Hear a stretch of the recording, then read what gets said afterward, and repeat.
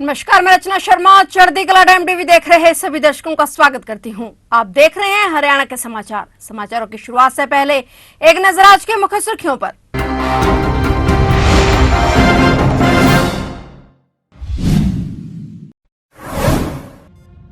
BJP के राष्ट्रीय अध्यक्ष जेपी नड्डा का हरियाणा दौरा, रोहतक और जींद में नड्डा का रोड शो। भाजपा ने रोहतक लोकसभा सीट को जीतने के लिए लगाई पूरी ताकत।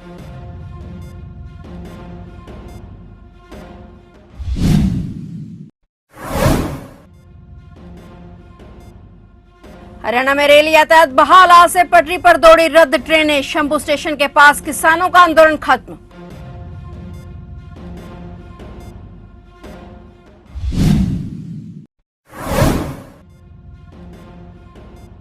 तेईस मई को हरियाणा आएंगी प्रियंका गांधी, कुमारी शैलजा के समर्थन में करेंगी रोड शो। कांग्रेस के बड़े नेताओं की हरियाणा में एंट्री।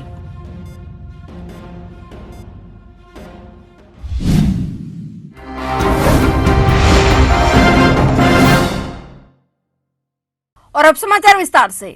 भाजपा के राष्ट्रीय अध्यक्ष जेपी नड्डा आज हरियाणा दौरे पर हैं। इस दौरान राष्ट्रीय अध्यक्ष जेपी नड्डा ने रोहतक और जींद शहर में एक बड़ा रोड शो किया। सबसे पहले उन्होंने रोहतक में पावर हाउस चौक से अंबेडकर चौक तक रोड शो किया। वहीं जींद में उनका रोड शो पुराना बस स्टैंड झांझ गेट से शुरू होकर शहर के बाजार रानी तालाब से होता हुआ गोहाना रोड तक होगा। रोड शो को लेकर भाजपा द्वारा भव्य तैयारियां की गई। वहीं भाजपा के राष्ट्रीय अध्यक्ष जेपी नड्डा के इस बड़े रोड शो में भाजपा प्रत्याशी डॉक्टर अरविंद शर्मा के अलावा अन्य नेता भी शामिल हुए। बता दें कि भाजपा ने रोहतक लोकसभा सीट को जीतने के लिए पूरी ताकत लगा रखी है। राजस्थान, मध्य प्रदेश और उत्तराखंड के मुख्यमंत्रियों की जनसभा के बाद सोमवार को गृह मंत्री अमित शाह की रैली हुई थी। रक्षा मंत्री राजनाथ सिंह पहले ही रोहतक शहर में जनसभा करके जा चुके हैं। अब मतदान से ठीक 3 दिन पहले आज 21 मई को भाजपा के राष्ट्रीय अध्यक्ष जेपी नड्डा का रोड शो हुआ है। नड्डा अपने इस दौरे में रोहतक से भाजपा प्रत्याशी डॉक्टर अरविंद शर्मा और जींद से सोनीपत लोकसभा क्षेत्र से भाजपा प्रत्याशी मोहनलाल बडोली के लिए वोट की अपील करने पहुंचे। हरियाणा में शंभू स्टेशन के पास चल रहा किसानों का आंदोलन आखिरकार खत्म हो गया है। इसके बाद रेल यातायात बहाल हो गया है। करीब 1 महीने से रोजाना दर्जनों गाड़ियां आंदोलन के कारण प्रभावित हो रही थी। उन सभी ट्रेनों को आज से चलाया जा रहा है। हालांकि 4 ट्रेनें रैक की कमी के कारण आज रद्द रहेंगी, लेकिन काफी ट्रेनें बहाल होने से यात्रियों ने राहत की सांस ली है और विभाग भी अपनी चरमराई व्यवस्था को ठीक करने में जुट गया है। रेल यात्रियों को बड़ी राहत देते हुए अंबाला डिवीजन के अंबाला लुधियाना खंड पर रेल यातायात बहाल कर दिया गया, जो 17 अप्रैल से शंभू स्टेशन पर किसानों के आंदोलन के कारण बंद था। आंदोलन के कारण रोजाना लगभग 180 ट्रेनें प्रभावित हो रही थी, जिससे रेल यात्रियों को असुविधा हो रही थी। इस बीच उत्तर रेलवे ने यात्रियों को राहत देते हुए कहा कि सभी ट्रेनों को तत्काल प्रभाव से उनके उचित मार्गों पर बहाल किया जा रहा है।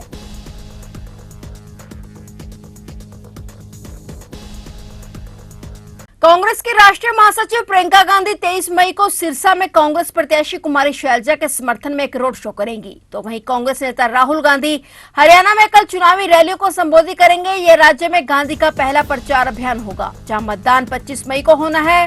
हरियाणा में लोकसभा की 10 सीटें हैं और कांग्रेस की हरियाणा इकाई ने कहा है कि गांधी भिवानी महेंद्रगढ़ निर्वाचन क्षेत्र के चरखी दादरी क्षेत्र में एक चुनावी रैली को संबोधित करेंगे। इसके अलावा बताया गया कि गांधी सोनीपत में एक और जनसभा को संबोधित करेंगे और शाम को पंचकुला में एक कार्यक्रम में हिस्सा लेंगे। जबकि 23 मई को सिरसा में प्रियंका गांधी का रोड शो भी भव्य होने वाला है। कुमारी शैलजा के समर्थन में प्रियंका गांधी यहां आ रही हैं।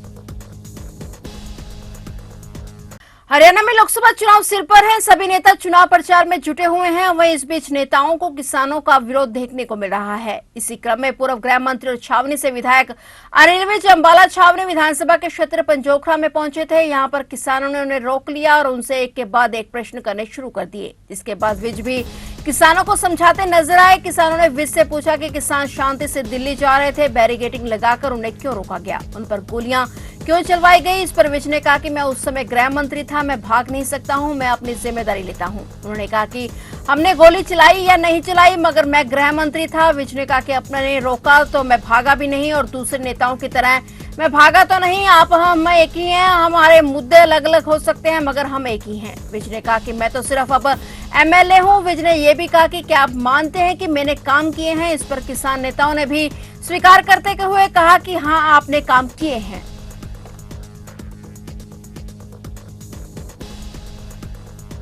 हरियाणा में मरीजों के लिए जरूरी खबर सामने आई है। रोहतक पीजीआई में ओपीडी का समय अब बदल दिया गया है और ओपीडी का समय दोपहर 9 बजे से 3 बजे तक की बजाय अब सुबह 8 बजे से दोपहर 2 बजे तक कर दिया गया है। बताया जा रहा है कि पंडित भगवंत दयाल शर्मा स्वास्थ्य विज्ञान विश्वविद्यालय की ज्वाइंट एक्शन कमेटी की ओर से पिछले काफी समय से ओपीडी के समय में बदलाव की मांग को सरकार ने स्वीकार कर लिया है। डीएमईआर के हरियाणा के आदेश के बाद निदेशक कार्यालय ने पत्र जारी करते हुए 20 मई से 30 जून तक ओपीडी का समय सुबह 8 बजे से दोपहर 2 बजे तक कर दिया है।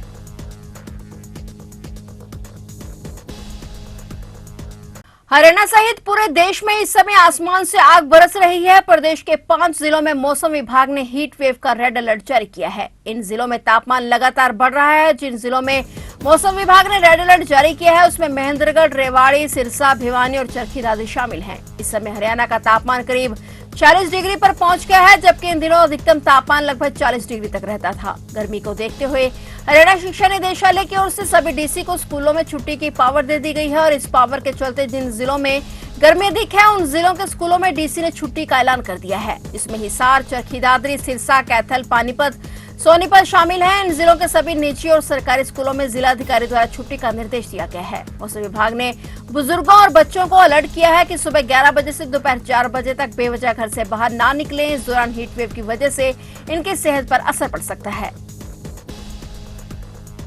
हरियाणा के सोनीपत से एक ऐसा मामला सामने आया है जहां कलयुगी बेटे ने मां बेटे के रिश्ते को भी शर्मसार कर दिया है। सोनीपत में आज एक शख्स ने बुजुर्ग महिला की बड़ी निर्ममता से हत्या कर दी। व्यक्ति ने घर में ही उसकी गर्दन में कस्सी से वार किया था, जिसके मौके पर ही उसकी मौत हो गई। सूचना के बाद पुलिस मौके पर पहुंची और छानबीन शुरू की और इसके बाद एसीपी जीत सिंह बेनीवाल ने भी मौके का निरीक्षण किया। घर में पड़ा महिला का शव पुलिस ने अपने कब्जे में ले लिया है और मामले की जांच जारी है।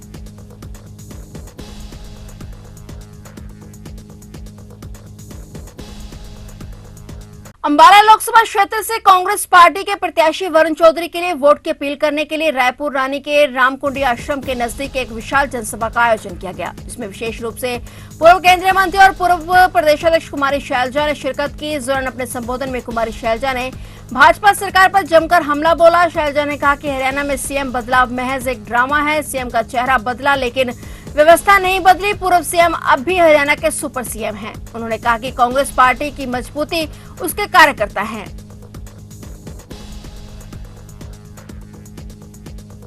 करनाल जिले के तिरावड़ी की एक फैक्ट्री में करंट लगने से घायल हुए इलेक्ट्रीशियन की इलाज के दौरान मौत हो गई। वहीं दादूपुर की एक कंपनी में ऑपरेटर की नौकरी करता था और पार्ट टाइम में इलेक्ट्रीशियन का भी काम करता था। उसकी मौत से गुस्साए परिजनों ने फैक्ट्री मालिक के घर के बाहर शव रखकर जमकर हंगामा किया। हंगामे की सूचना के बाद डीएसपी से सिविल लाइन थाना पुलिस मौके पर पहुंची और परिजनों को समझाने का प्रयास किया गया। परिजनों ने फैक्ट्री प्रबंधन पर लापरवाही के आरोप लगाए हैं। उन्होंने कहा कि लापरवाही के चलते 4 बच्चों के सिर से उसके पिता का साया उठ गया है। पुलिस ने शिकायत के आधार पर मामला दर्ज कर जांच शुरू कर दी है। तो ये थे हरियाणा के समाचार और नए समाचारों के साथ फिर से हाजिर होंगे। तब तक के लिए देखते रहिए चढ़ती कला टाइम टीवी और मुझे दीजिए इजाजत। धन्यवाद।